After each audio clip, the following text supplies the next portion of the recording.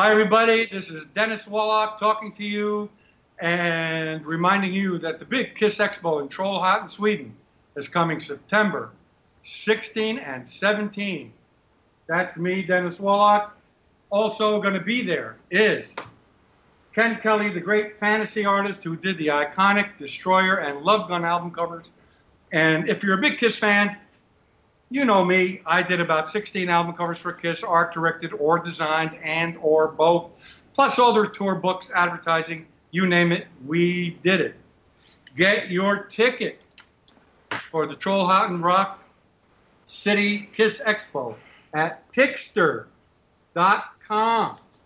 Be there or be square. Trollhättan Rock City, December 17, 18. Dennis Woloch, Ilska Sweden.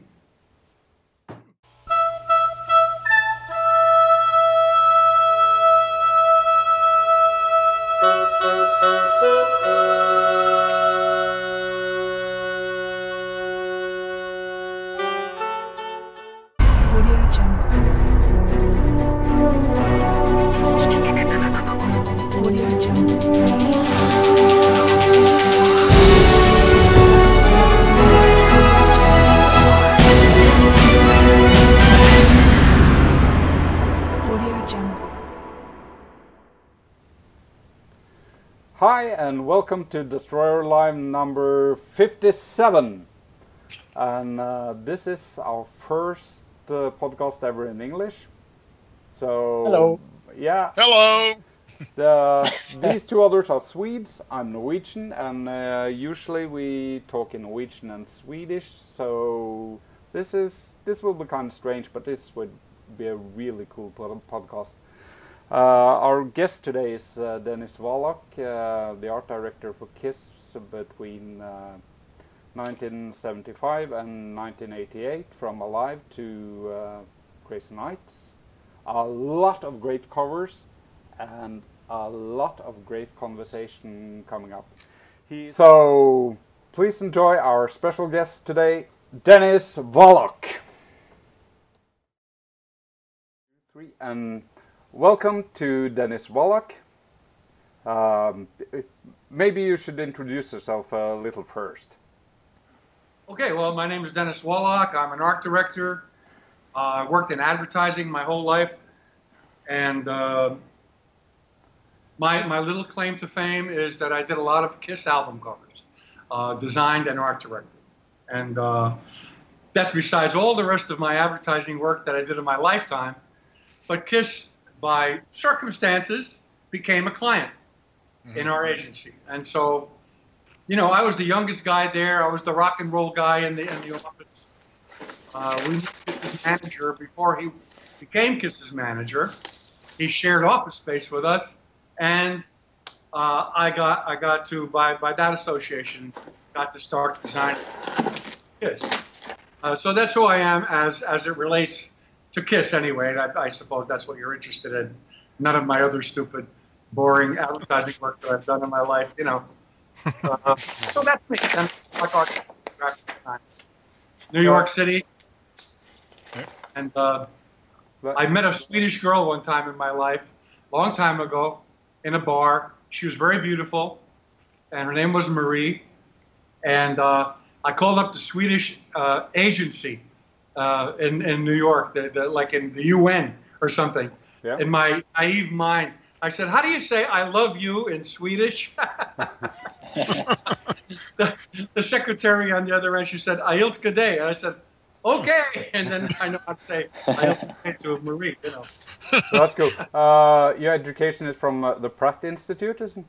I went to Pratt Institute, which is in Brooklyn, New York. Yeah. I lived in Newark, New Jersey at the time. Yeah.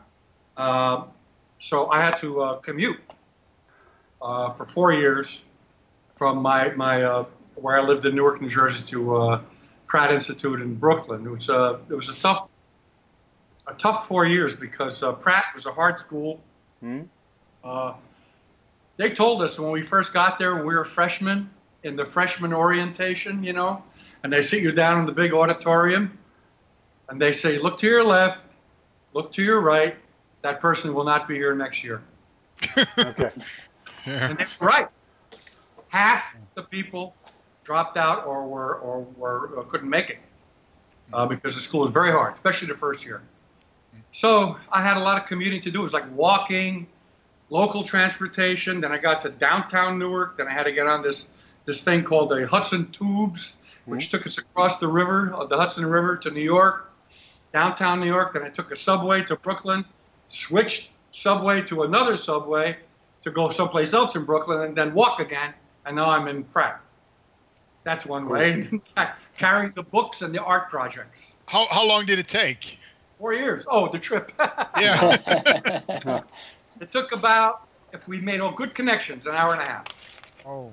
Hour and a half. That's a long trip. Yeah. And then back, and then we had a lot of homework. You know, it was a college, not just an art school. So I had academic studies plus art projects to do all the time. And who's this? Oh, it's Obama. I'm not taking it. Actually, I think it's my sister. Hi, Kathleen. I'm on the phone with Norway. And Sweden. Goodbye, honey. This is Kathleen. She designed the Piper logo for Piper. Okay, cool. Cool. Yeah, my sister. Yeah, okay. Yeah. Which year did you start to work for Howard Marks? Who? What year did you start to work for Howard Marks? 1968, Nils. 1968. Okay, same year I was born. Yeah. I graduated in 1965. Yeah. So I'm 21 when I graduated. I went to work for a former teacher of mine. Yeah. A guy named Carl Ramirez. He had a design studio in New York, and he did big stuff like World's Fairs. Yeah. Stuff like that. Exhibit design, that was his office. So he liked me, he wanted me to work for him. And I finally did go to work for him for a couple of years. We worked on Expo 67 in Montreal. Yeah. The World's Fair, remember that? Well, you don't remember. Maybe you heard of it. I've heard of it, but... Expo 67, World's Fair in Montreal. Yeah. And I did a lot of good stuff. He was a great guy. He trusted me with everything. I was a young kid, 22, 23. He would give me like 2 Hasselblad cameras, a couple of Nikons. He said, go out and take pictures of anything, and we're going to use it in the exhibit. I said, really? He said, really? I learned how to use the Hasselblad, you know. It was great. He trusted me, you know. And but then after that, I bounced around. I got a couple of very brief jobs that didn't work out. And then I got a job at this advertising agency, Howard Marks Advertising, in 1968. And I stayed there for 22 years. 22 years. How big was the agency when you started there? Was it a large agency or? Oh, not really. I could count the people almost in my head, 15 people maybe. Okay. We were on 55th Street between Madison Avenue and Park Avenue. 75 East 55th was the address. It was a little eight-story building. It was a cool building. You know who was in there? Bearsville Records. Cool. Bearsville was Albert B. Goldman, I think, right? Albert Goldman, who was the manager for Bob Dylan. Yeah. Peter, Paul, and Mary.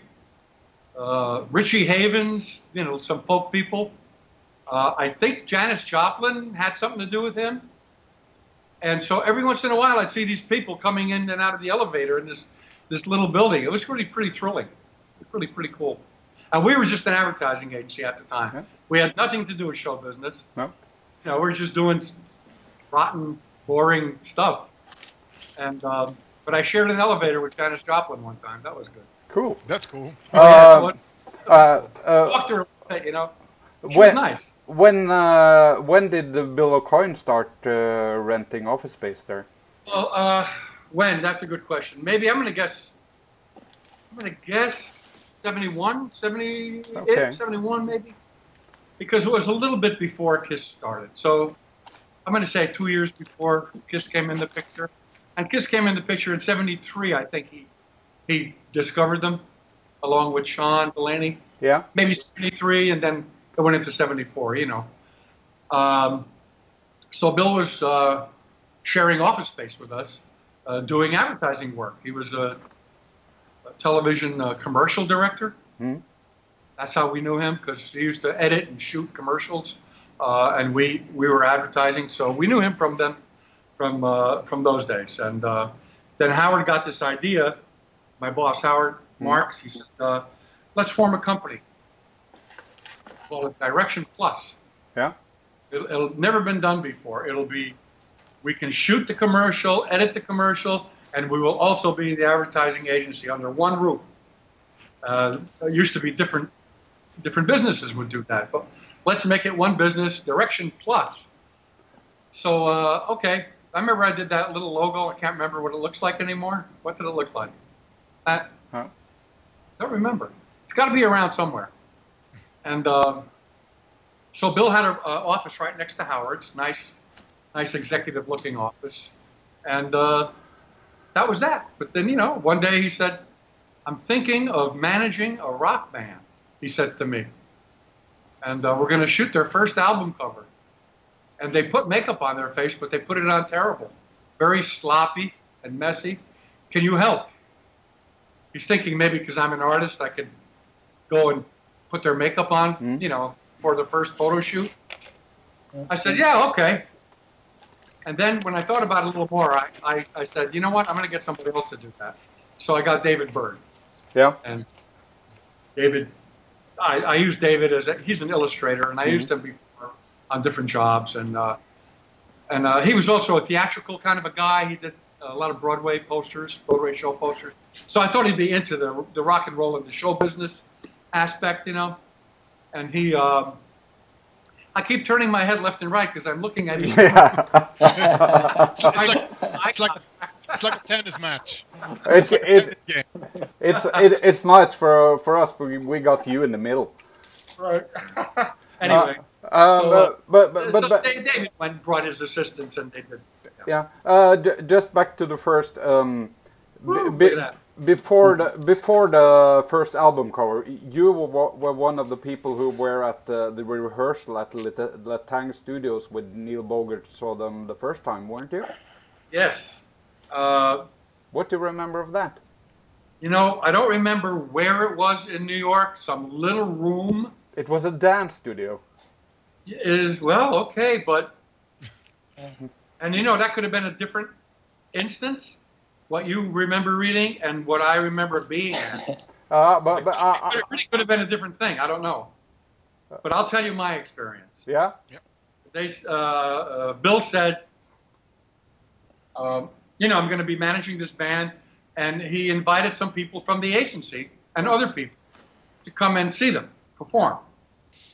And was in a room. I mean, literally smaller than my living room, and my living room was not big, smaller than your cellar there, Nils. We were right on top of them. I mean, the wall, you know, was only 8 feet away, and their backs were to that wall, and we had chairs right there. I could, if I leaned out of my chair and reached out, I could touch each one of them. That's how close they were, right in front of me. And they played a few songs. They were in makeup. It was, I can't tell you how bizarre this was the first time. Looking at it, you know, nobody ever did this before. This was so completely new. Even Alice Cooper was nothing. What went through your mind when you saw this? I was confused. I want to say I hated them, or I liked them, or you know, I was just infatuated with them, I guess. And, you know, taken aback a little bit, going, I don't know, you know, this is too strange. Is this good? I don't know if this is good or bad, you know. They were loud. They were very loud. They really had a lot of amps right there. Nothing like the stage, but when you're right on top of them, they're loud. Yeah. And we're just sitting in little chairs. There weren't that many of us. There was a dozen people there. Yeah. You know. And no video camera, no? No. Did they exist? That big, right? Yeah. Giant thing, you had to carry it on your shoulder. Remember? Yeah. Right. That's right. Yeah. But I was sitting next to this young lady, and I said, I didn't know who she was. A couple of people were strangers to me. Yeah. I said, who are you? What's your connection with the band? Why are you here? She said, my name is Jeanette. I'm going to marry that guy playing the guitar over there, Ace. And I said, my bad sense of humor, really. I said, oh, you'll be sorry. And that really hurt her feelings. And I felt so bad. She said, oh, why did you say that? And her face was all unhappy, like she was going to cry. I said, oh, I apologize. I'm so sorry. I was trying to make a joke. Yeah. You know, marrying a rock singer. Oh, forget it. I said, never mind. I'm sure you'll be very happy forever and ever. You know? Yeah. Of course, they weren't. But. Many people talk about the attitude from Gene and Paul. Do you have any feeling from that? Say again. The attitude Gene and Paul want to. Yeah. Well, I could describe each guy pretty quickly, I think. You know, and believe me, this changed from time to time. So it's 180 degrees sometimes on each person. I had good time talking to Gene, plenty of times. Nice conversation, laughs. We had some things in common we would talk about. Other times I want to punch him in the face and beat him up because he's such an asshole. I mean, he really is. In person, he's a hard guy. You know, he walks into a room and he takes all the air out of the room. It's all him. Yeah. All him. And so, I mean, one time I'm talking to him, I was very busy. I'll give you for instance. He was sitting there in our conference room, and I think they asked me to come in because I had to do something with Gene. I had to do a job, and I had to talk to Gene about it. So I got there, and he was sitting there, and he's talking to 3 people at once. This one, that one, that one. You know, like a king in the court. So I'm standing there waiting my turn, like an asshole. And I'm busy. Believe me, I'm busy. I'm the creative director in a busy ad agency. Gene and Kiss are not my only client. They're very important to me. They're our big client, but they're not my only client. So I'm standing there waiting, and they're not getting to me. Then he starts talking to me. And my mind is like this. So I'm listening to him, but I go like this. And he says, look at me when I talk to you. So my hand went like this. And then I went like that. I really wanted to hit him. So things like that happened with Gene where he really pissed me off because of his ego. And it's all true. Everything you hear about it, it's all true and worse. You told me a story in New York about, I think that was at Latang, the first, when you lost your jacket or something like that. Oh, yeah. So the second time I saw them. That's the second time you lost your jacket? No. No. First time I saw them was that little room I described. Yeah. And the second time, Neil Bogart was there. Yeah. I don't know if he was there the first time, and this was at the Fillmore East, the famous rock venue back in the 70s. Yeah. At the time, the Fillmore East had closed. So it was just an empty theater, which people used for rehearsal and things like that. Yeah. So this time they had a full stage to work on. They could set up all of their amplifiers. And that afternoon, before they were going to do these songs for Neil Bogart, and that might have been the first time Neil saw them. I'm not really sure. One of the first, that's for sure. Bill O'Coin came into the art department. He said, Dennis, he had this KISS logo. It was cut out of plastic about this big, KISS, out of, bendable plastic. And it had like sparkles on it, sequins, little sparkly stuff, And he said, can you come down to the Fillmore East later before we do the rehearsal show and glue this onto the bass drum head? I said, sure, show business. So I go to the hardware store. I bought some 5-minute epoxy. You mix A and B, you put it together, and I go down there and I get the drum head. I go up in the balcony, I remember. They had a table. And I mixed the stuff up and I spread it on. It's very cold that day. I'm even reading the directions. Do not use this if it's less than, 60 degrees or something. It's probably less than that. Yeah. But I smeared it on. I stuck it on the drum head. 5 minutes, I let it dry. I gave it to somebody. They put it on the drum head. And in the meantime, I had taken off my my overcoat. Yeah. And I put it in a room backstage, which was the dressing room. It was just a shithole of a room. You should see it. It was just like a graffiti every square inch. You could not find a blank place on the wall that somebody didn't write something. It was just all over. And I'm sure if I took my time, I would find the Allman Brothers, Janis Joplin, Jimi Hendrix. They're probably all on there someplace. That wall would be worth $5 million today. Probably. If you could cut it out and take it home. But I remember that wall. But I left my overcoat on the bench back there. Then I went and I did the drumhead gluing thing. Then I watched the show. Nobody was there. I mean, Neil Bogart, Bill O'Coin. I don't know. Nobody else really. And then the show is over, so I go hop up on stage. I go in the back. I look for my coat. It's not there. So I think, well, these guys probably changed in that room. Mm. So I go to Gene. I don't know Gene. First time I ever spoke to him.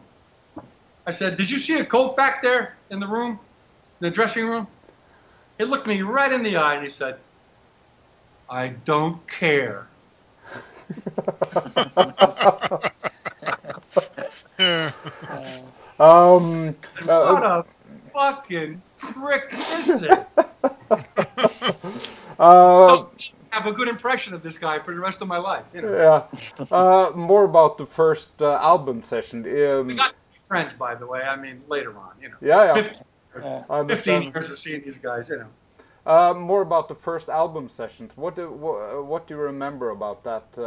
Besides you getting the makeup artist. Very little. Do you remember any balloons? There's somebody talking about that he didn't understand really the band and he brought balloons. I don't remember that at all. No. Okay, no. It doesn't mean it didn't happen. It just not. I guess you would remember balloons. I remember being in the makeup, watching the four guys lined up in the makeup chairs, having David Bird help them and his two assistants doing stuff and helping them out and putting it on nice and neat, which at least, if they didn't improve the design particularly, at least they did get it on neater than they had been putting it on. Yeah. So I think they got the idea that this has to be done very precisely. We can't just put it on in the old way. So that was something that came out of that session. Okay, so they did all four of them? I believe so, one way or another. I mean, at least getting it, not inventing any design, but getting it neat. Because Peter has said that he's different on the cover that, right, and that was all the makeup assistants doing. Yeah, because Peter probably didn't. I mean, that would be his personality, Yeah. Do it. I'm not going to do anything. So, and Gene probably wanted to have full control of his own makeup and so on, Yeah. But Peter his makeup looks lousy in that. Yeah. The dotted lines and all of that doesn't look good. But I like his silver nose.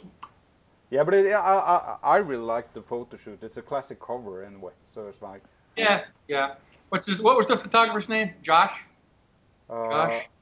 I don't remember on top of my head. Me neither. No, it's a good question. Bill O'Coin hired him, and I forgot his name. But it's like I remember every cover besides that one. And I barely remember because I didn't hire the guy and I didn't know who he was until I got there. But I remember the shoot with the velvet around their necks, blending into the black. And I stayed for most of the shoot. I don't know if I stayed for all of it, but it was okay. No big deal. Not a lot happened. Did you do any other stuff for Kiss before the Alive album? Did I do what before the Alive album? Any other stuff for Kiss between? Yes. We did a little poster, which the artwork still pops up here and there, and it was a black and white poster, and it was for the promoters. Yeah. Across the country. So, you leave a blank space in the bottom. Yeah. Promoter puts his local information, venue, and all of that. So we have the same poster, for Chicago or Philadelphia, but the bottom is empty, and the promoter prints in there what he has to print. Yeah. And so I had that. I designed that with a guy named Vincent Petrignani. Okay. If you look him up, you'll be lucky to see anything on him. I tried finding him because the guy was very good. Yeah. And I picked him out of a Illustrator's annual, the books I mean when I say that. Yeah, I know what it is. Art Director Annual. Yeah. They have Graphice. That's a Swiss book, isn't it? Graphice. We have one called Print here in the United States, and the Communication Arts. And these are collections of the best illustrators, designers, photographers, and so on. Yeah, and they were really larger before the internet, really. They were really important before the internet. Totally important, because that was your reference. Yeah. Where would you find someone? How would you locate someone who has a style, that it fits the project you were going to be working on? And you had these annual books. They came out once a year. They came out every month too, but then the award winners would come out in the big fat book at the end of the year. So we had a big collection of those, and I found his work in there. He did very, very good black and white, hard edged, and I thought it'd be perfect for this. Cheap printing, and Vincent Petrignani, Petrag, silent G, Nani. But he disappeared, and he has one little piece of work someplace that I popped up on the internet, not representative of his. I don't know what happened to him. And but he did this, and he did the four guys' faces. Yeah. I think Gene is doing that. Yeah. You know the art I mean? Yeah, I know. It usually goes for a lot of money on eBay. And I had one of those. I had one of those posters left, and it was framed in a nice white frame. Yeah. A good quality frame. And the first KISS Expo I ever went to, run by Richie Rano from Stars. Yeah. Yeah. You know Richie? Yeah. From Stars. And he invited me to come to this expo, and he said, if you have any stuff, bring it, because you can sell it. And I said, what?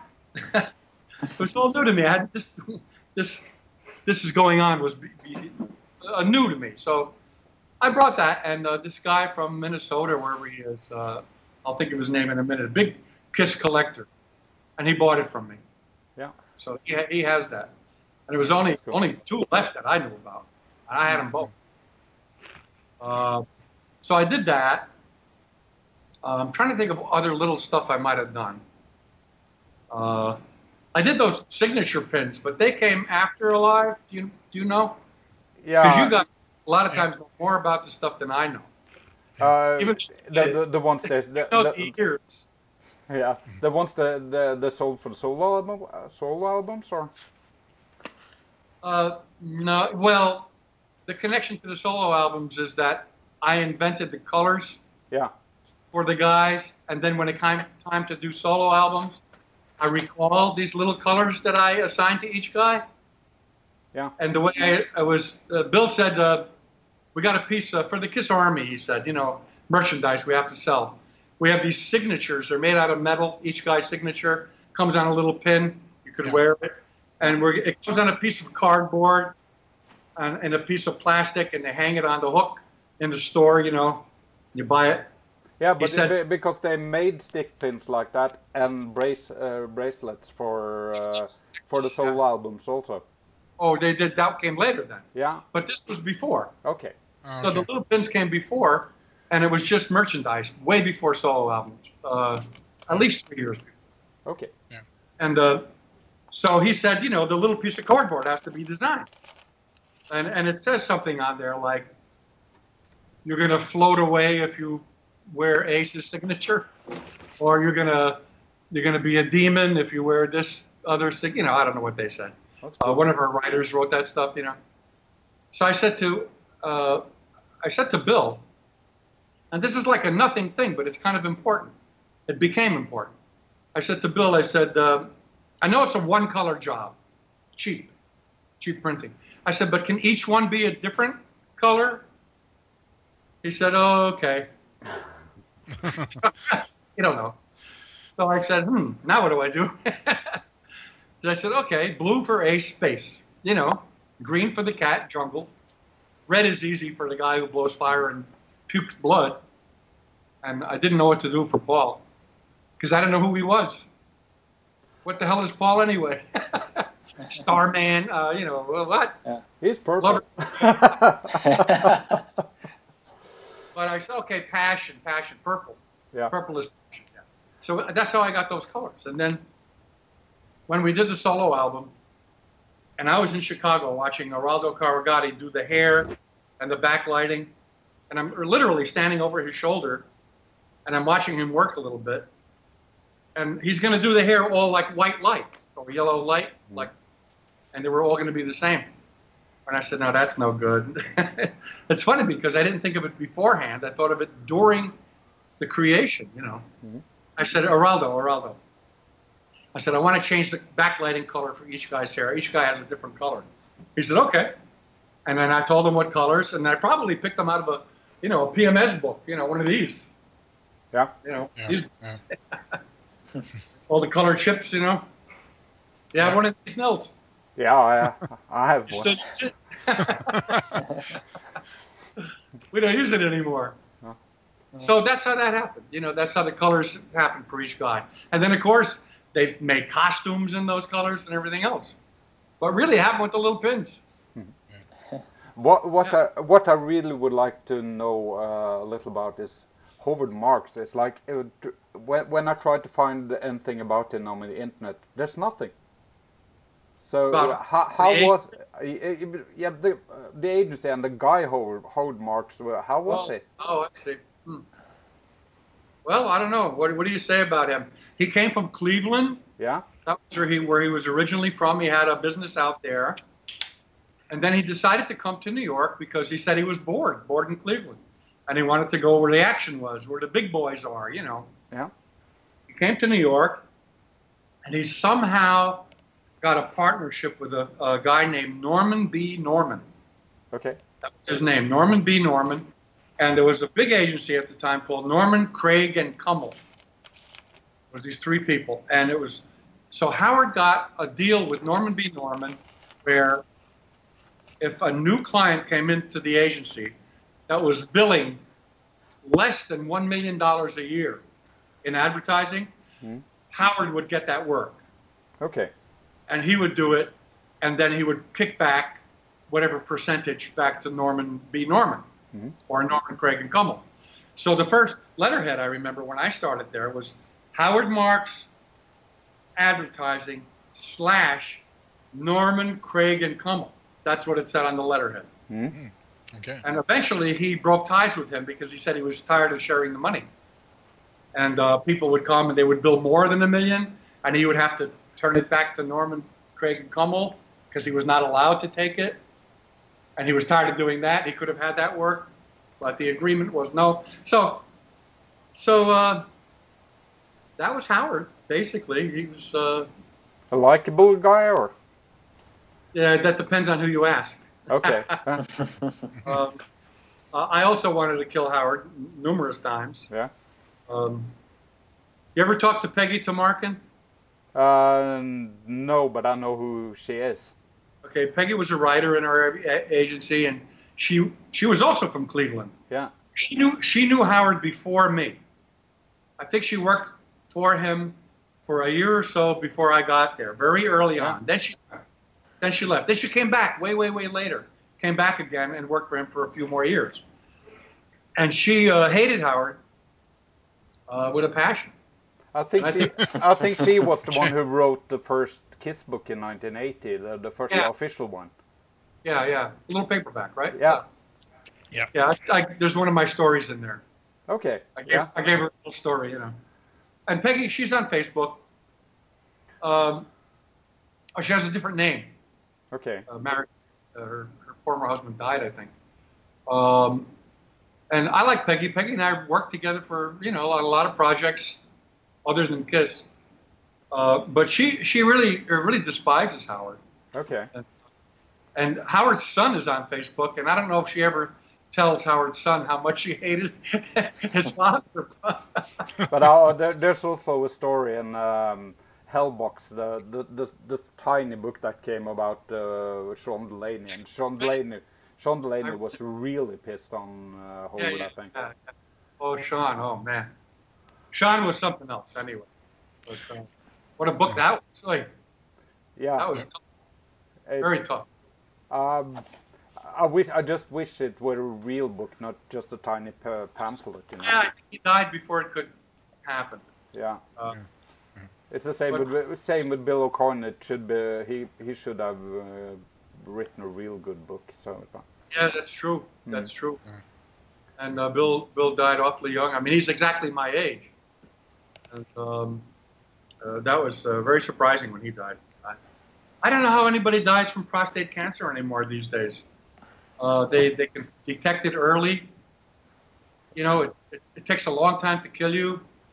So maybe Bill never went to the doctor. I mean, I don't know, but I don't know the story. You know, I shouldn't speculate. I don't know. Just now, when we're into talking about Sean Delaney, please tell us the story about the making of the album cover. For Sean Delaney's Highway. That's some of the funniest story I've heard. I don't know why. You know, they did a lot of stuff without me. You know, especially when things got rolling, and they understood how advertising works and what I do, and plus, they didn't always want to pay some outside source to where they figured, I could do this myself. You know, so I guess Bill or Sean or somebody found this artist, Greek guy, to do the illustration. This beautiful surrealistic painting. I'm sure Sean art directed the hell out of it, you know, breaking the guy's balls at every minute, telling him exactly what he wanted. And at one point, I don't know if it was Sean or who, or Bill, came and said, will you go over to where this apartment, to where this guy is painting Sean's album cover and talk to him. Why I went to talk to him, I don't know. What was the reason they gave me? He's complaining. He's upset. I don't know. So I go over there. I meet the guy. Hi. I'm looking at his work that he started. I said, oh, this is going to be great. He's going, Dennis, please help me. He says, they got me locked in this apartment. There's no heat. It's hot in here. He said, there's dust everywhere. And flies flying around. He said, I'm miserable. I'm dying in here. He said, treating me so bad, they won't let me out. I said, I'm sorry. I don't know what to do.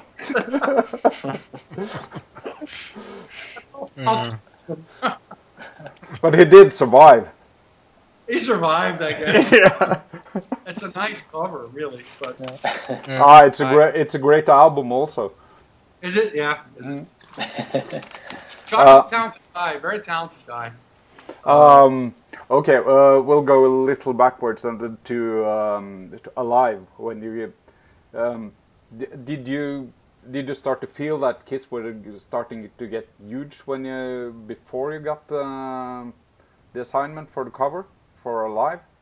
I heard everything. I didn't hear the first couple of seconds. Okay. Before you got the assignment for the Alive cover, did you start? Did you believe yourself that Kiss were going to get huge? Oh, I think I did. I really liked their first album. Yeah. When I heard it, I still think it's one of their best albums. I agree. Songs are catchy. They're a little more, to me, a little more close to what rock and roll is. You know what I mean? Yeah. Got nothing to lose. To me, that's a good rock and roll song. Yeah. It's so simple and it's just bang bang, and it's not overdone with the metal and the noise. You know, the rock and roll morphed into something I think that really isn't, not literally rock and roll. I mean, we call it rock and roll now, but you know, rock and roll. early rock and roll was, I mean, you really wanted to jump up and start dancing. Yeah. It had a great beat. It got you in the gut, made you sort of happy. A lot of rock and roll now is really not like that at all. It's just loud and, you know, maybe it's good, but maybe it's not. But I don't think it's really rock and roll. I think it's something else. Yeah. They should give it another name. Yeah. They should give it another name. They really should. So, but I'm old, you know. I remember I bought a record in. I gave it to Howard, and I said, I don't know why, but it was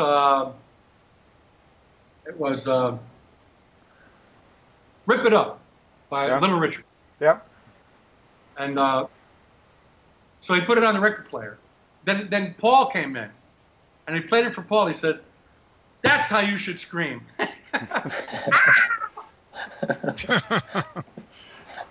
I'll tell you how much I loved Howard Marks. I was talking to Peggy one day, and she was telling me how much she loathed him. Yeah. And I said, well, Peggy, I never told this to anybody, but I had a recurring dream. I said, you remember Howard's office? She said, yeah. I said, he had a great big oval desk. It was a Knoll desk, Knoll furniture, very fancy stuff. And it was mahogany. Big oval, shiny mahogany desk. And on that desk, he had a pencil holder, which he kept a lot of pencils in, all the same, and a pair of scissors, big long scissors, marked cross. And they were gold and black and little engraving on them, fancy, you know. And his back was to the windows, and they overlooked Madison Avenue. And we were on the 5th floor, 655 Madison. I had a recurring dream that I took a leap across his desk, grabbing the marked cross scissors out of the cup while I was in midair, stabbing him in the and then lifting his fat body and throwing it through the window, breaking the window, and him landing on Madison Avenue. That was the beginning and end of the whole dream. And Peggy loved that story. Because she felt like she wasn't alone. I guess you were pretty stressed during that period then. A lot of stress. He could be horrible, you know, and you always would fear the guy because he was your boss. And, but there were times also that he was terrific. He was one guy. Then you got the Alive, the assignment for the Alive cover, and I don't think should talk about all the details about the covers. We'll take that mostly in Trollhättan, I think. But there it is. Yeah. And I have on the wall here. It's like, you recognize this? Oh yeah. Well, there they are. Yeah. Where's the originals? No one knows. Oh, no one knows. Oh, he lost forever. I think so. I think he said he borrowed them to some guy he knew, and they disappeared. Yeah, David Yeah. Spindel. Yeah. Yeah, and but then when he talked to the guy about them, the guy said they're gone. Yep. Okay. Thrown out, probably. That's. I don't know why I didn't think to keep those, but it was really at the beginning of their fame. They weren't world famous yet, not really. So if that came a couple of years later, believe me, I would have kept them. Yeah, and they would be worth something today. So Yeah. a lot of money. A lot. Yeah. The next thing I would like to. Now you're coming to Trollhättan. The famous picture of you and Ken Kelly with Gene. That's taken at the press stuff for when they recorded the Great Expectations part, isn't it? Or That was taken in a recording studio. yeah, And the whole band was dressed in tails, or not really tails. They had T-shirts that looked like a tuxedo. Oh. Yeah, the Philharmonic. Yeah. They were wearing T-shirts that looked like white tie and tails. Yeah. You know, tuxedo. Mm-hmm. But they made all the visitors, like me and Ken, actually wear tails and white tie. Yeah. To come. So we did, and I should have had that picture ready for you here. If I knew you were going to ask me about it. Yeah. Well, I have it on my computer, but I can't show it to you on my computer, right? I can probably show it when I put this together, so afterwards. So, but yeah, I always thought that was the Elder recording session, but it wasn't. It's for Destroyer. It was for Destroyer, right? It's I think it's when they recorded the choir for the Great Expectations, the song. That's probably right, Nils, but I can't admit. I went there. I don't know what I was doing there and why I was dressed like that. So you don't remember much about the occasion at all, then? Just that it was a recording studio. Which one? Okay. I don't know. Yeah. Was there a lot of press there? Don't recall. No. I think there was in retrospect when I hear about it, but I don't remember actually seeing them. You know, Ken and I went. I remember both of him and I getting dressed in the office. We had the tuxedos delivered. We're kicking off our shoes and putting on our clothes and shrugging and saying, "What the hell is this?" We went. We did. I don't know. Hung around, took some pictures. Really, I don't remember. If you look at that picture, you'll see in the background on the left, like behind me, I think that's Sean Delaney. See a little guy back there? Yeah, it was there. But I think that's Sean. I think that's almost the only times I've seen pictures without him, without the moustache, I think. Oh, yeah, sure. Yeah. There's been a few. Yep. So, then, yeah. We have, then you did the Destroyer album. That, we have to talk about that. That's so iconic. It's like... Well, they were having, a new album was coming out. I had only designed one for them. That was Alive. Yeah. And Alive wasn't, I mean, I certainly made a contribution to the design on Alive, but they had the front cover photo already. We knew that was going to be it. I didn't have anything to do with that except meeting Finn Costello and him handing me a picture and I'm saying thank you. Yeah. But, you know, I looked at it and I said, yeah, big bleed off the edges, you know. And I just decided to do Alive the way I did it, a little stencil lettering. And the back cover with the arena and the fans and everything, was that your idea to put the picture in the back cover? The back cover? Yeah, the back cover. Was that your idea? No, they had that. They handed it to me, and I think they probably said, if you can use this somehow. Okay. Yeah. I said, oh yeah, good back cover. Yeah. It'll be a very good back cover. Yeah, perfect. And then he said it's going to be a double album. I said, oh, more real estate to design, you know, more acreage. So I said, okay, what are we going to do now? And then I guess Bill or somebody said, you know, maybe, you know how they have liner notes on the album, and it's usually set in regular typography. And then he said, we'll have some messages from the guys in the band to the fans. I said, okay. Then I said, wait a minute, let's do actual handwritten notes, and I'll have them use different pens, and we'll put it on different paper, and we'll shoot it as a photograph. Why am I talking about Alive and not Destroyer? Yeah, I forgot. But because Alive was the first one, and like what I was saying was, creatively, there were some things that I did. Yeah. But Destroyer was going to be a studio album, and it had to be designed from scratch. No photos were being handed to me. Nothing. As a matter of fact, they didn't have a title. Mm-hmm. So Vinny DiGirlando, my friend, who worked with me in the art department, took it upon himself. Really, I don't think anybody asked him.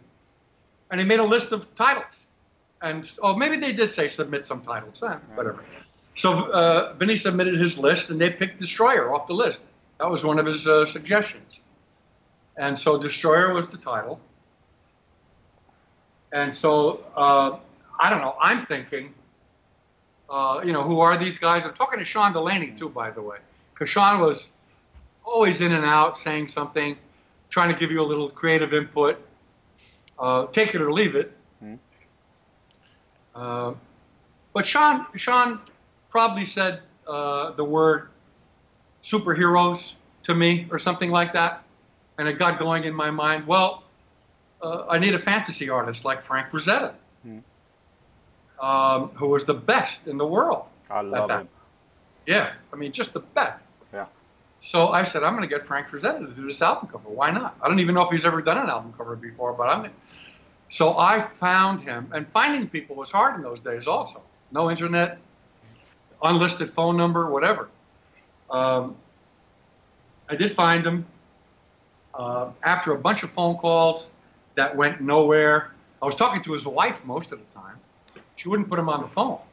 She was like acting like his manager. And I'm saying, let me talk to Frank, maybe, because she was giving me a lot of hard time, I said, this band is going to, now I really knew they were going to be world famous, Nils, because I remember saying these words to her.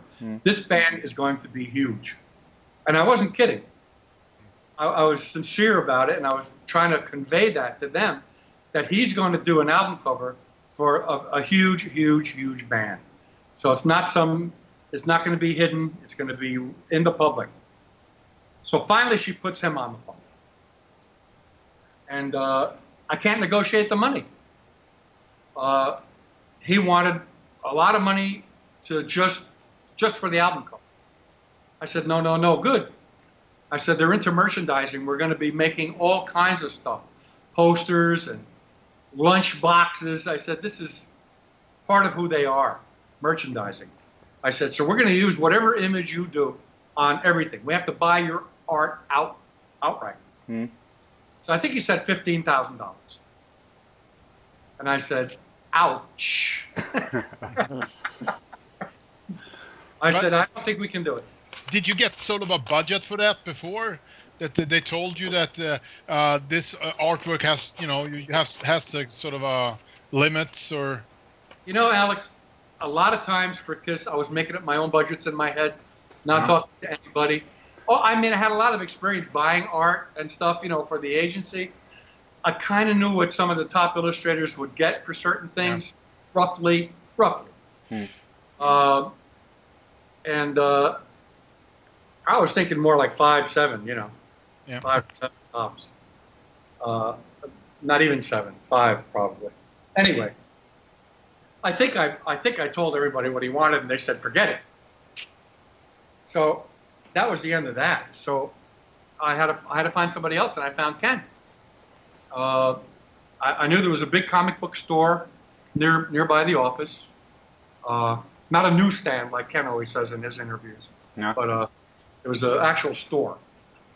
They had action figures and things like that, and books and a lot of comics, and a big wall of comics, huge wall. And I just stood there staring at that wall, man.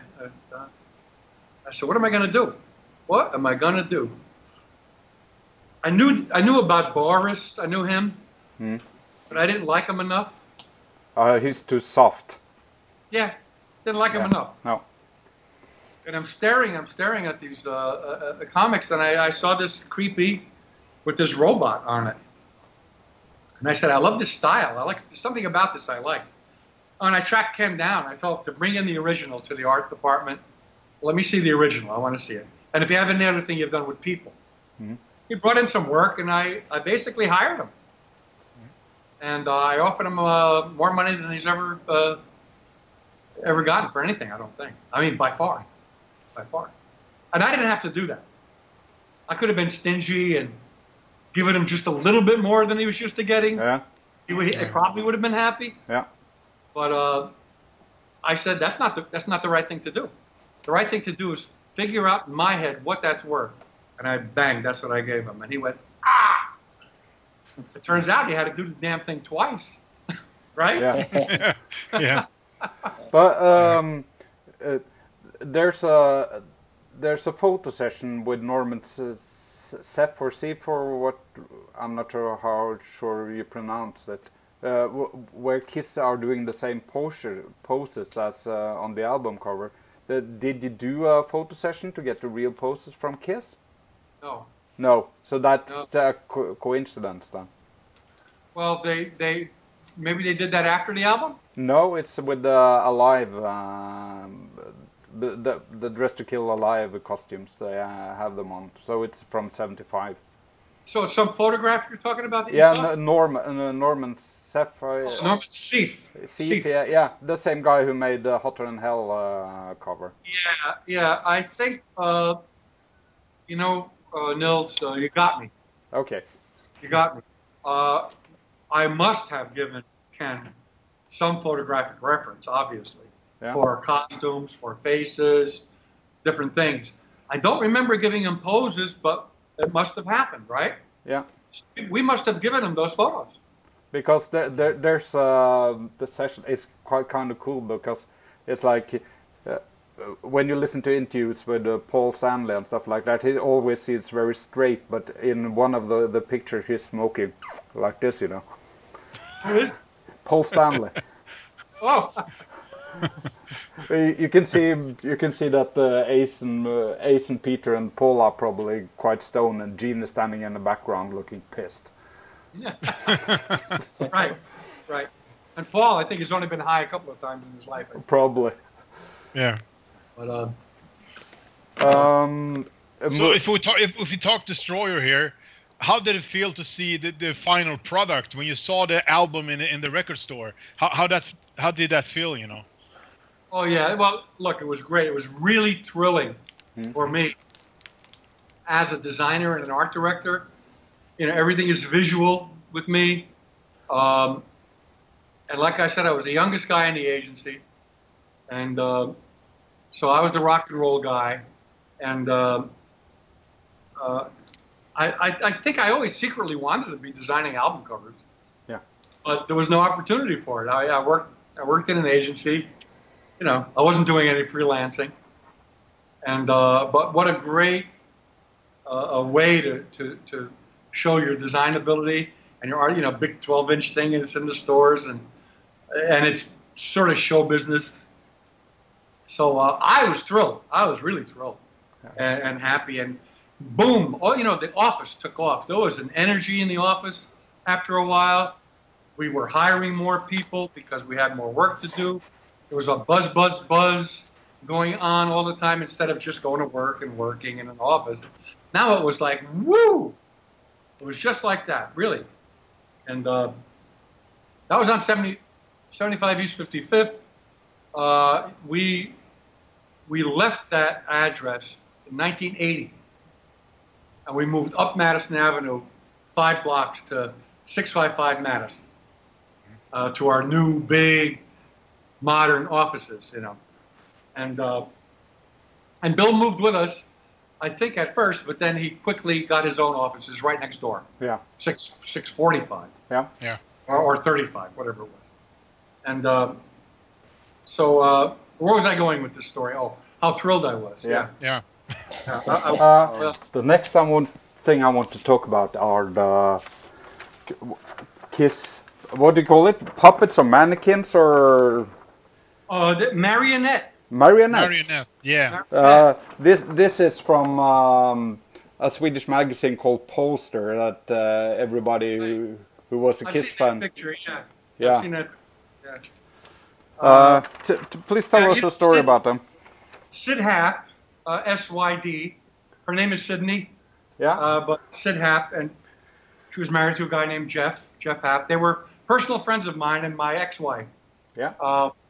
We used to go down to their apartment and have dinner 2-3 times a month, and they would come up to our place. And Sid made marionettes, and she could make them work and dance and everything. She was very talented, and she did really good likenesses of them, of people. And she did it for all sorts of different reasons. I mean, there would be people who would just commission her to do one of themselves, and I'm looking through a magazine here while I'm talking to you. I'm almost done. Where is it? And can't believe it. Huh. Anyway, she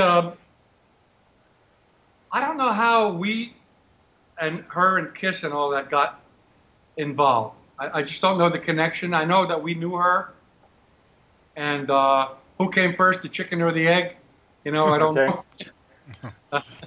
But Bill O'Coin, I guess, hired her to do the marionettes of the band. And she did. And then she did one of Bill O'Coin. Yeah. And then she did one of me, which I found in the closet. I found in the closet. It's falling apart. Okay, But cool. I used to have a hat. I used to have a hat, but that's okay. You get the idea. And That's so cool.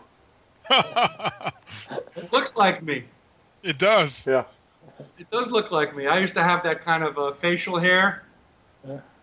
And I used to wear this vintage cowboy shirt. Yeah. And it has like aces on it. You see the aces? Yeah. The cards. What's the lettering on the shirt? I had a T-shirt made when I was really pissed off in the office. Eat me?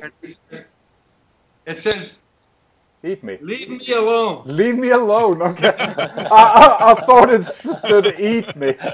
So she copied everything perfect. Even my little belt, it's like a military belt, like an army belt I used to wear all the time.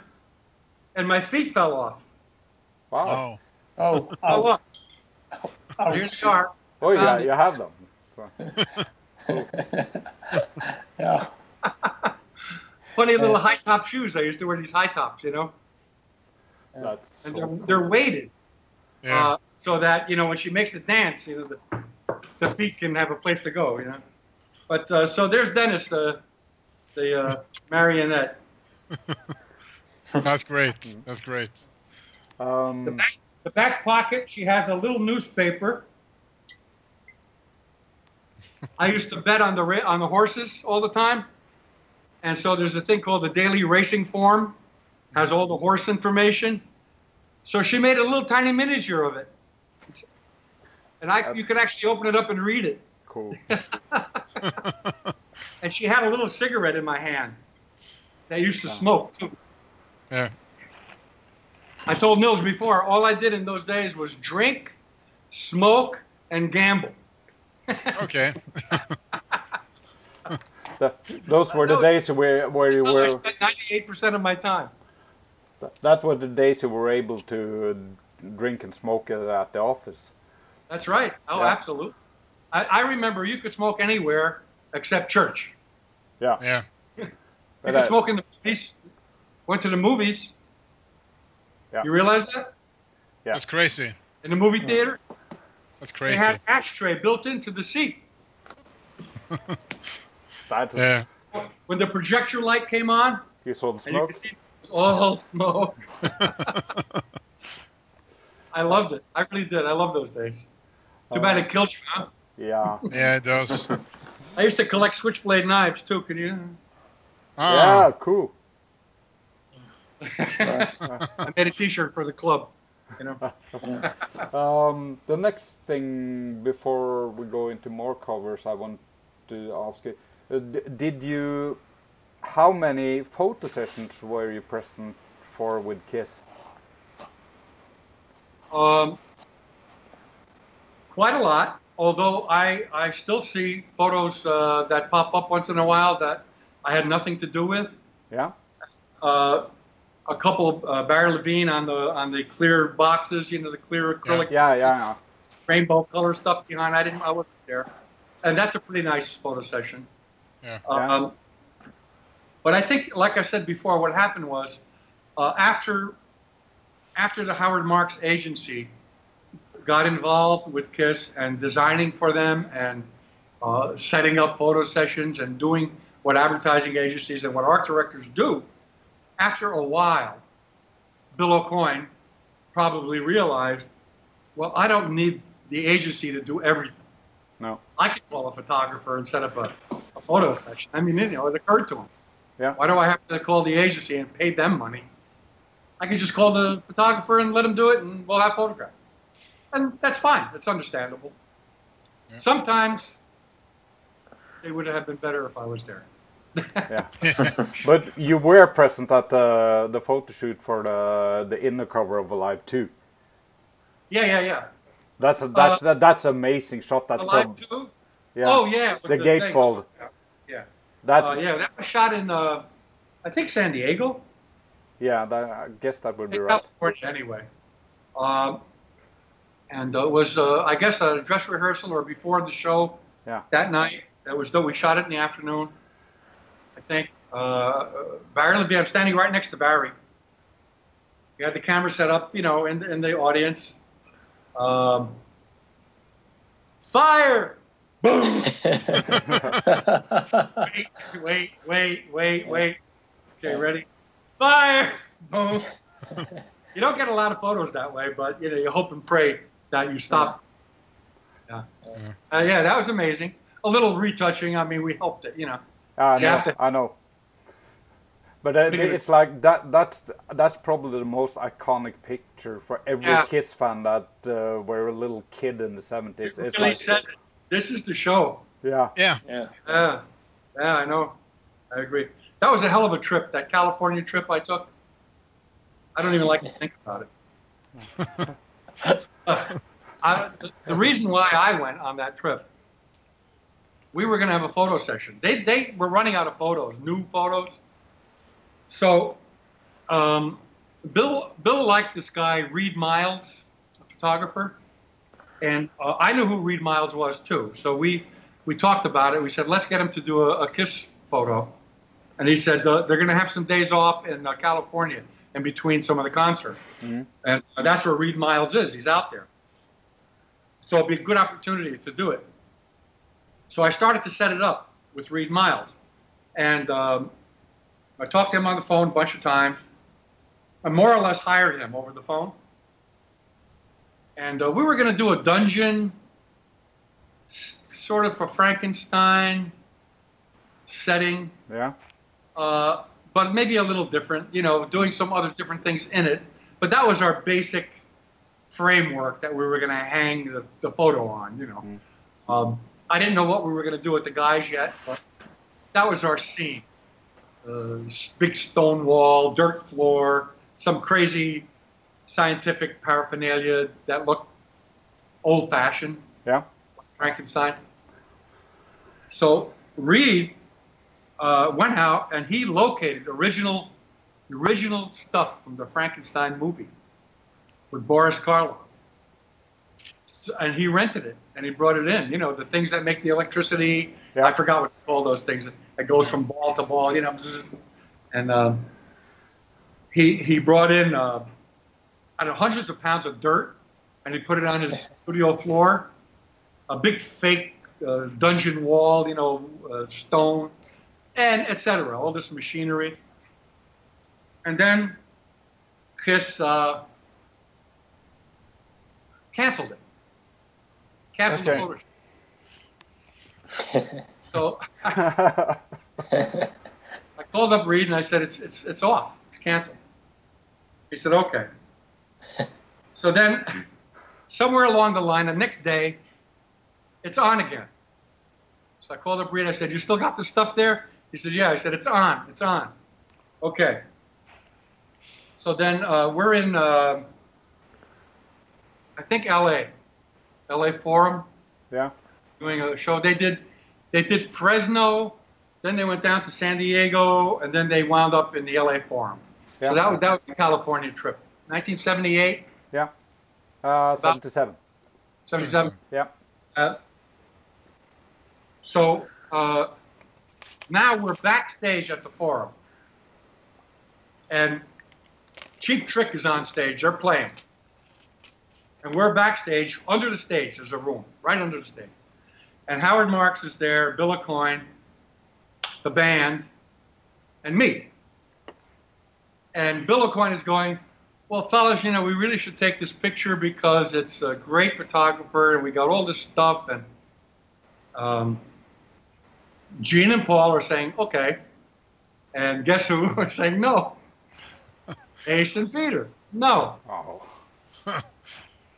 And, they had to be unanimous. That was the deal they had, any decisions. So then Howard says, we're running out of pictures. You really need pictures. You really should do it. It's part of your job as a band. You should. No. So then, you talk about pressure, right? Yeah. Then Howard and Bill both turned to me like this simultaneously. They go, Dennis. I said, what? I said, you got to take the pictures. You need pictures. You have no pictures. What am I going to do in the future? We're here. The guy's ready. Let's do it. We only got one day off. I don't want to take a day off. My impression of AIDS. Yeah. So I had to go. I had to find a telephone backstage. It was the hardest thing I ever had to do in my life. I said, Reed. He said, yeah. I said, it's off. He said, okay. He sent us a bill for, I don't know, a few thousand. They paid it. But at least we got the amazing shot of Gene on the Alive 2 cover. Alive 2? Oh. Yeah. That's, to many people, that's the best Gene picture ever. I think. What do you mean that? Yeah. Or yeah. I don't know where that came from. I think that's San Diego or something that also. And you know, yeah, probably. You know, Alive 2 was a little tough for me because, again, we did not have a lot of good stuff of them on stage playing, especially together. No. I mean, that's why Alive is set up. You know, we posed them. Yeah. You can't get 4 guys. You can't get 3 guys. No. It's impossible. It really is. I forget the drummer. He's never in the picture anyway. Yeah. So Photoshop worked at the time. No, don't forget, no computers. And so I didn't know what to do. I said, okay, I'll just make a big graphic. Kids Alive 2, big lettering, and then I'll just put in some photos. Actually, if I could design that today, I would do better. So how if you made the album cover today, can you? It would be a little different. I mean, I could design it a little bit better. First of all, I have the 4 pictures and then the Roman numeral 2. Yeah. Right? Why didn't I put 2 pictures, 2 in the middle, and then 2 pictures? Don't you think that would have looked better? Kiss Alive, and then Roman numeral 2 in the middle, and then 1, 2 picture, 1, 2 picture. No. No. I like it. Maybe it's a problem that you have the same picture on the back cover. Yeah. Yeah. But it's really strange. I was running out of stuff. I was running out of stuff. I've grown up with it, so it's so difficult to. I'll get it later. A popular guy. So the picture that we talk about from the beginning, it was the picture in the gatefold. The Alive? Alive 2. Yeah, yes. I mean, Alive was that way, so Alive 2 had to be that way, right? Had to be. Yeah. Okay, cool. And too much material, a lot of songs, you know. Yeah.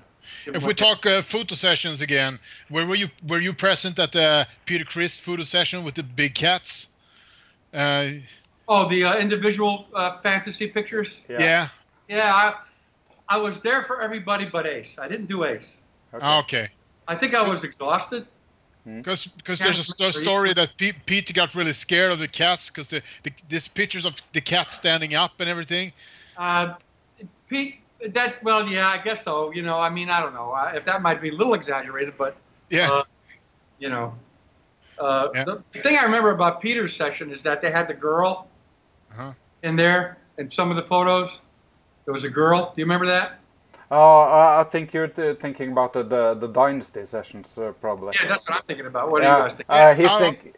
He's thinking about the Barry Levine 78 solo session. Oh, that one where he's standing there on the chain. Yeah. I was not at that session. Oh, okay, you went out to that session. Okay. No. Okay. It's funny how you guys refer to a lot of these photo sessions by the era. Yeah. Or the costume. Yeah. And it goes right over my head when you do that. It's like costumes and records. Yeah. Yeah. I'm thinking that was their individual fantasy pictures, is what I call them. Okay. Gene with the volcano. Yeah. Yeah. That's where the fire department came.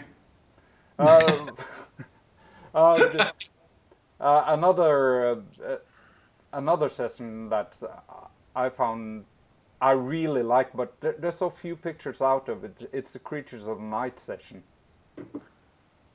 I think the pics that's from the Creature of the Night session are so amazing, but it's like there's so few of them out there. So it's like you have the one with the drums and stuff in the background. Was that taken at the same time as the cover pictures? Well, all I remember doing at the Creatures of the Night cover section is the cover. Yeah. And then we put them on that platform, the bandstand. Yeah. And we shot that with the moon in the background. Yeah, that was for the poster, the loudest band in the world. Yeah. That's all I remember shooting that day. Okay, so you took the pictures with the drums in the background and on the same day, because the picture with you and the band are with the drums in the background. Yeah, Paul is holding his belt like this on his eye. Yeah. And Gene is yawning. Yeah. It's like, I'm so bored because Dennis wants the picture taken with the band. So I'm going to show you how bored I am. That's what he's doing. Gene's such an asshole. But anyway, whatever, yeah. So I can remember the name of the guy who painted the backdrop. That was one of Bernard Vidal's friends who did this airbrushing of. He did a lot of clouds and skies. That's what the guy did a lot of. So maybe we should talk a little bit about the Lick It Up cover. All right. What were you thinking? Because now you were going to present the band for the very first time without the makeup. Yeah, and so I guess the idea was bare bones. Yeah. Thank you, Magnus. That's the I guess it was. What do you say about this? Yeah, that's for you guys over there. Yeah. Oh, for Germany, Germany. Not Scandinavia. No. We got the original logo. You got the real. Yeah. That's the German version. Yeah, it's the German version. But did you have different ideas? You have different ideas for the Lick It Up cover, or what? This was one of those that I obviously didn't work too hard on it, but I think the idea was probably first time without makeup. Let's not do anything fancy. Let's just show them.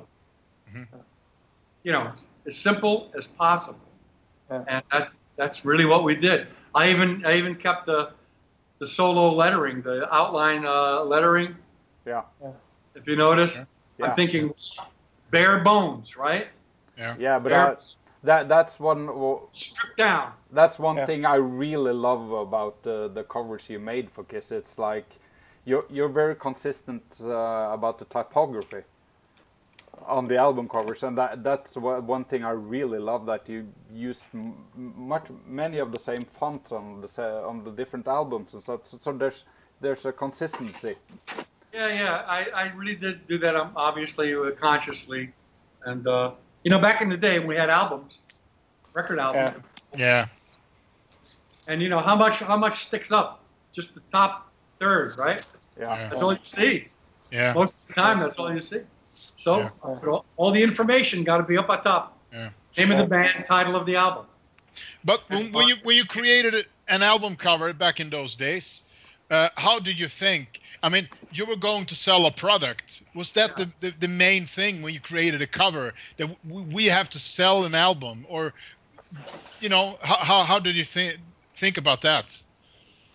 Well, I just in general terms, I knew how important it was. I used to always say to the client, whoever it was, to Bill O'Coin or whoever, I said, look, a kid goes into the record store and he's got $6. That's what it cost. Yeah. $5 something before. And but he likes 3 different bands. He likes the Rolling Stones. He likes Kiss. He likes somebody else. But he's only got enough money for 1 record. Which one is he going to buy? It's going to be the one that the album cover kicks his ass, right? Yeah. It's the one he's going to buy. Oh, man, I got it. You remember, I mean, if you guys may be a little too young, but what we did was put that record on the record player, and you sat there, and you took the album, and you propped it up in front of the album, in front of the record player, and you listened to it, and you stared at the album cover. We did that. Yeah, we did that. We did that. And, you know, just a nice big thing. And the cover was like, it's the package. The packaging is everything. And, you know, in marketing, same thing. It's still true. Yeah. You're going to go buy a girl is going to buy some makeup, let's say, or something like that. But she buys that package. Package every time. We have to do this. It's been asked many times, but it's like from the first album cover you made live to Crazy Nights that were the last one.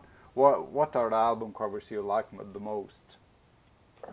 You know, you mean by other people? No, by the Kiss album covers you made during the period with all the great covers you made. I'll give you my favorite three. Yeah. Are Destroyer, Rock and Roll Over, and Creatures of the Night. Yeah, same as mine.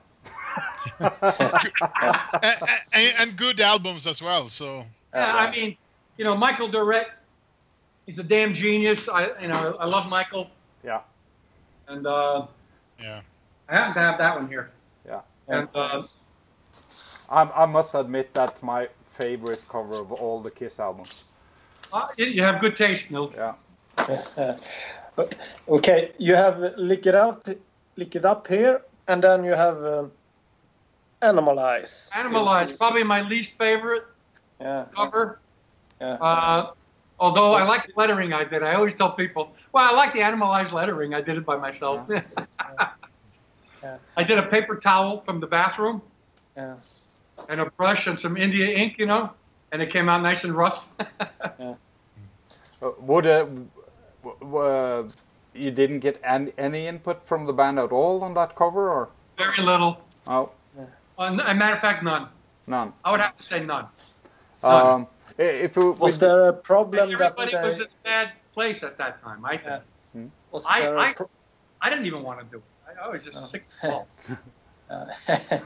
You know, you go up and down. You go up and down. Yeah. 15 years. 15 years. Whatever's going on between my boss and him and me, whatever's going on between Kiss and management and me and the whole thing. I mean. Was there a problem that they're going to have a new member again on the Animalize album? So they didn't look like this on the cover? Mark St. John? Yeah. I certainly didn't do that. No. But they didn't tell you to put the image of the band at all on the cover? Or? No, they had no input. No input and, at all? No input. They couldn't get together to do a photo session. No. That seemed impossible. Well, Gene was off doing something else. Yeah. Paul was sort of around, and he showed a little more interest than anybody else. And as far as Ace and Peter, they were gone. They were out of the band. I don't know where they were. They just weren't. It's kind of strange that they didn't want a picture of themselves on the cover, because that's the first cover they did. That the Elder was the first one. There really would have been no way to do it except to take some individual shots, 4 different pictures. Yeah. They weren't going to get together for a studio shot. No. That seemed like it was out of the question. And it was basically like, it's up to you, Dennis. Just do something. Yeah. They were wearing little animal skins on their costumes, especially Paul, right? Yeah. That's how that happened, you know. But it was really. But the back cover, we broke our ass on, right? Yeah. And you couldn't tell by looking at it. Not really. We're out there in some sand quarry. Yeah. In the middle of Long Island at 2 o'clock in the morning. And we're lighting fires and, you know, setting up these stupid things. And Bernard, I don't know, he had to bring generators out there. Yeah. You know, to power the lights. It was just exhausting. we didn't really get a great shot. Even Paul came over to me in the middle of that session. He said, "I don't feel any magic here, Dennis. I don't feel the magic." I said, "Yeah, me neither." So you had to do a lot of work on the picture afterwards, then? Yeah, his foot and all that stuff they were talking about. Yeah, it's true. I like the picture and the back cover.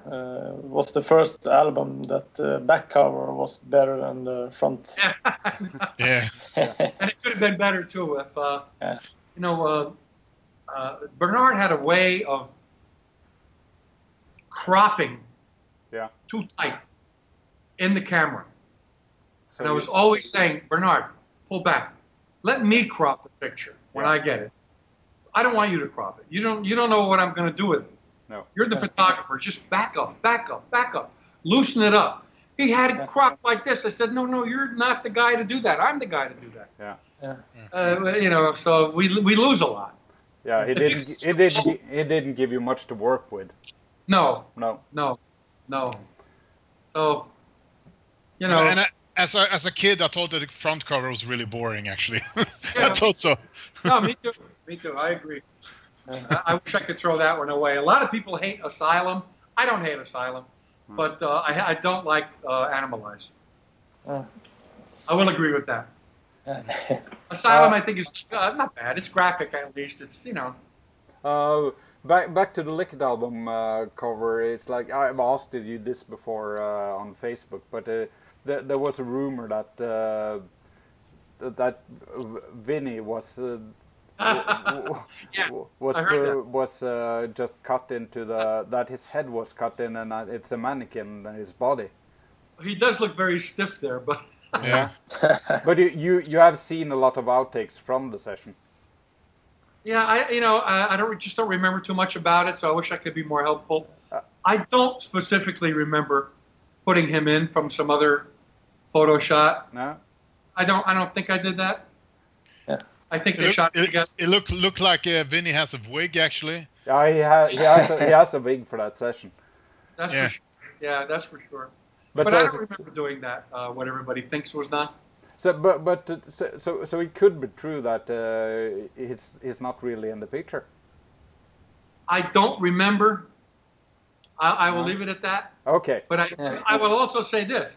I think if I had put him in from another picture, that I would have remembered.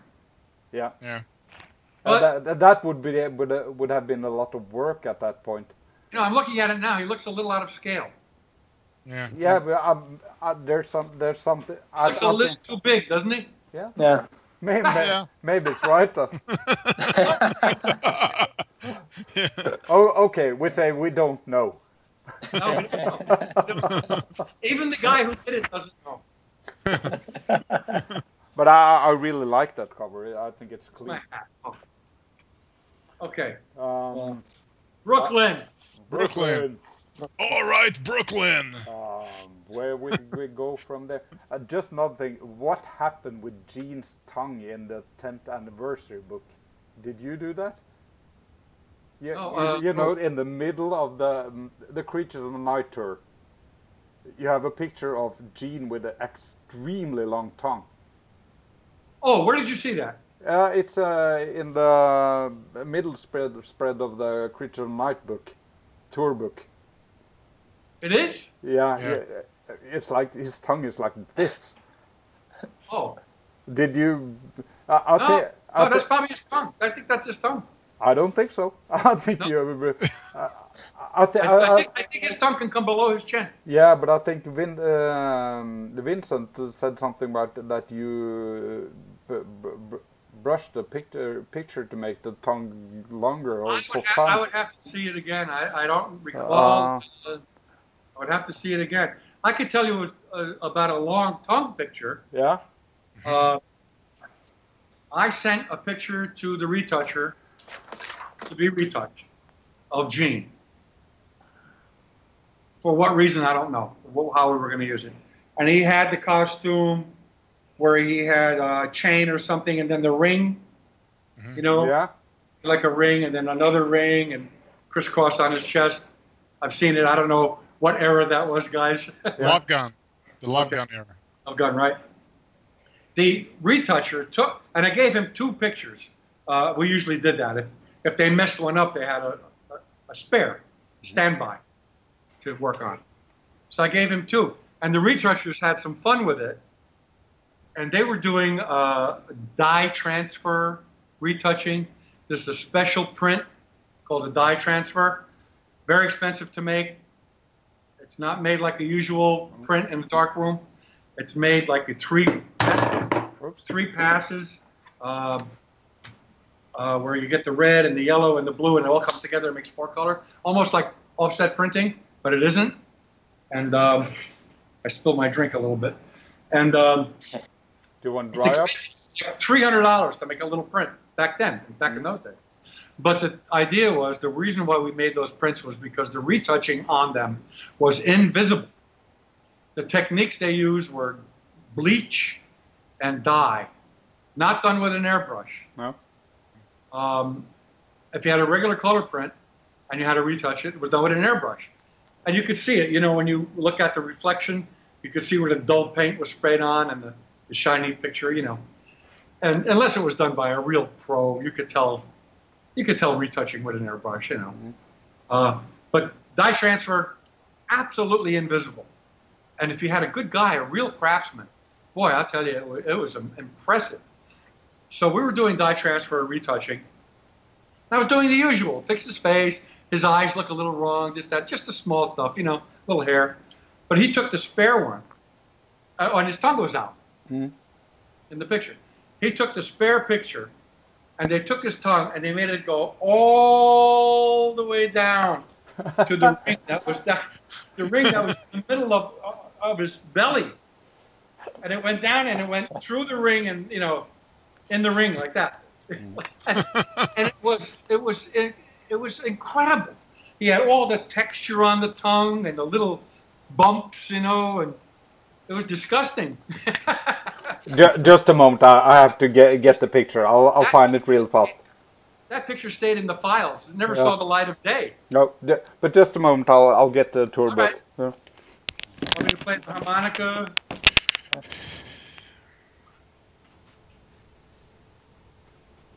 The gypsy woman told my mother. Yeah. There it is. There it is. Before I was born, you got a boy child gone. Gonna be son of a gun. You missed it, Nils. Oh. And I got my cigar box guitar, guys. So what do you think? Wow. Amazing. I'm back. And 3 strings. there you have. That's all you need. 3. Yeah. Oh. Do you see, Dennis? Yeah, look at that. Well, that's not the natural tongue. Yeah, you're right. That looks wrong. Yeah. Yeah. His tongue is very long. That's a little too long. Well, that's too long, yeah. Yeah. But I don't remember doing it. Nope. Nope. But it's what like... year? Oh, that. You know, that's possible. What year was that? That's 82. 82. Yeah. I was pretty drunk in 1982. Okay.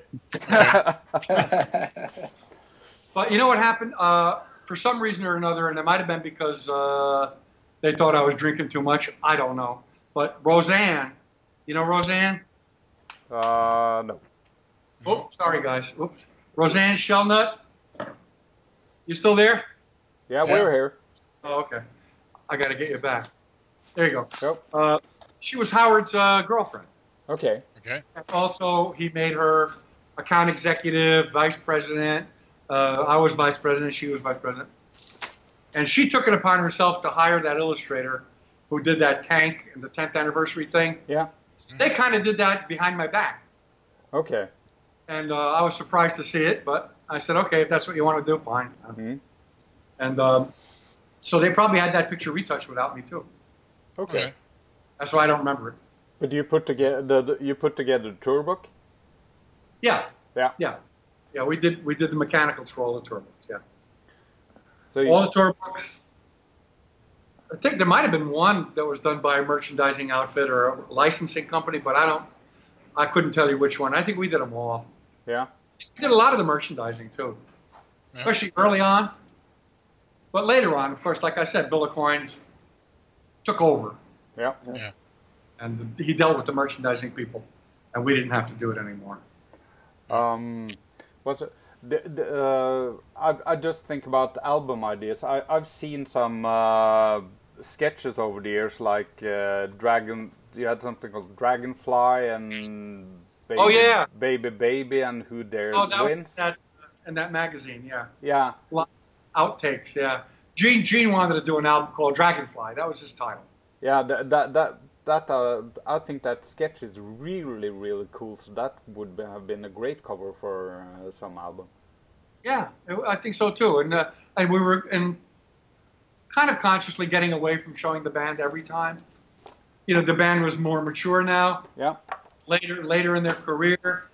Maybe we don't have to show them every time. Maybe do a little more concept, you know. Yeah. And Dragonfly, yeah, I found a beautiful photo of a dragonfly from some National Geographic photographer, and did that lettering.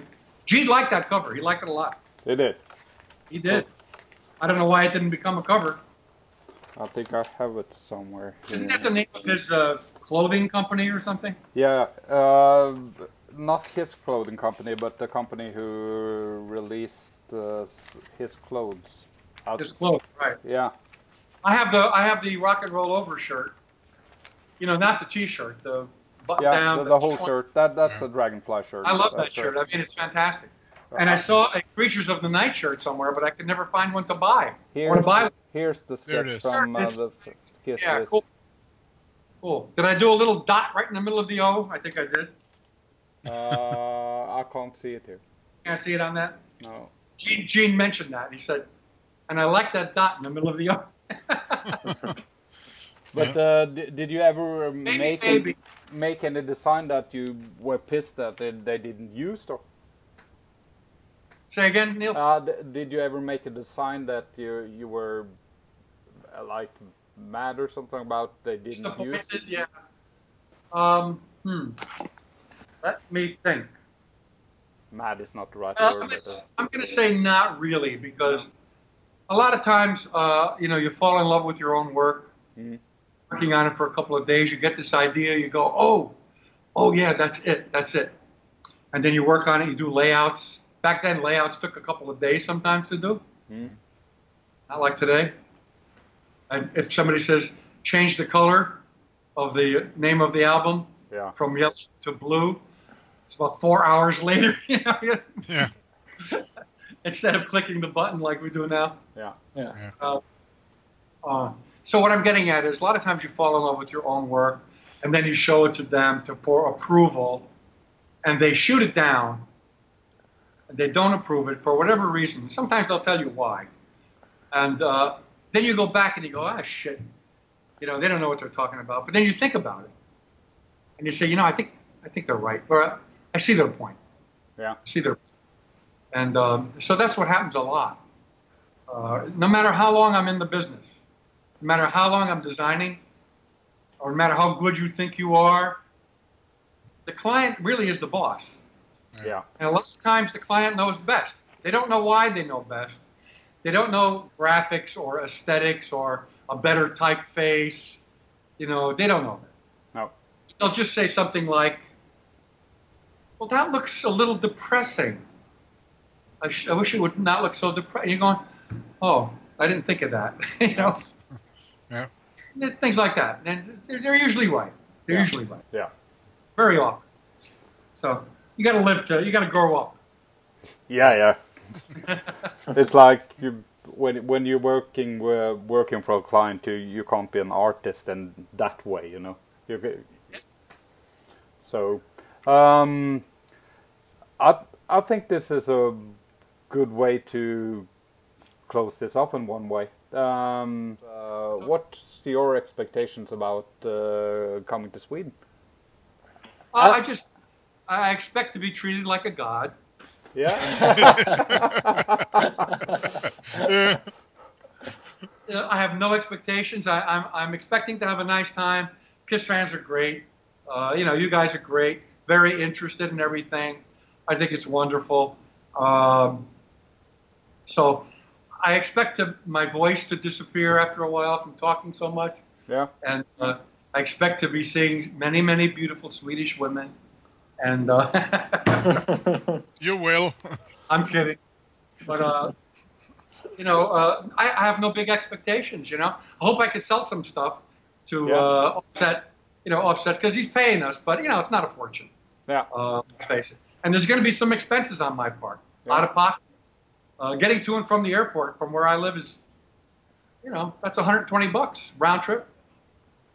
That's money. Yep. So I'm going to sell some stuff, that's all, and try to have a good time, keep a big smile on my face. Yeah. Ken Kelly, he's a professional. Yeah. At going to these expos. I mean, I've been to a few, that's it. Yeah. But Ken goes all the time. He probably just went to Comic-Con out in San Diego. Oh, okay. Yeah. Because he doesn't just do Kiss, he does this other stuff, science, sci-fi stuff, Yeah. Well, I can tell you that people really likes that you and Ken Kelly is coming over here. So people are having a real treat about it. So. Oh, I'm glad. Ken's a cool guy, I've been talking to him about the trip because we keep saying, should we really be doing this? But we talked each other into it. As we always do when we quit DestroyerAlive, we say, until next time, keep on kissing!